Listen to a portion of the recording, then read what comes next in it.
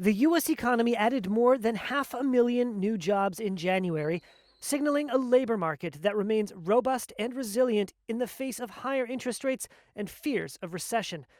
The Labor Department on Friday reported the U.S. added 517,000 new jobs last month and revised December's jobs report higher from 223,000 to 260,000. Average hourly earnings also climbed, rising 0.3% in January. U.S. President Joe Biden on Friday hailed the numbers as a success of his policies to fuel growth while restraining rising prices. Put simply, I would argue the Biden economic plan is working. The U.S. unemployment rate fell to 3.4%, the lowest level in more than half a century.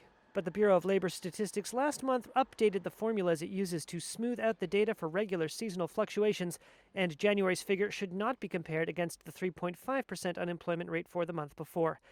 Still, the strength of the U.S. job market could give the Federal Reserve room to continue raising interest rates as it tries to tamp down rising wages in its efforts to curb inflation.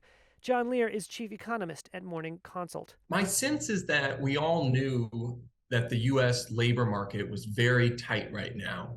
And so, the expectation prior to today's release was for, like, let's say 185,000 new jobs created. 517 is clearly much stronger.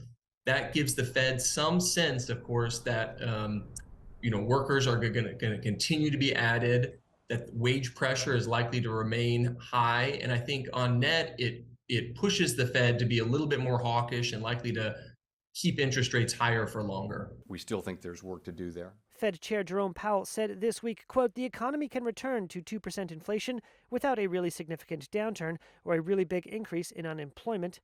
Lear sees weaker job growth ahead. We have strong jobs growth right now, elevated inflation, a Fed that is likely to keep interest rates higher for a long period of time. And I think all of that combined is very likely to lead to fairly slow jobs growth later this year.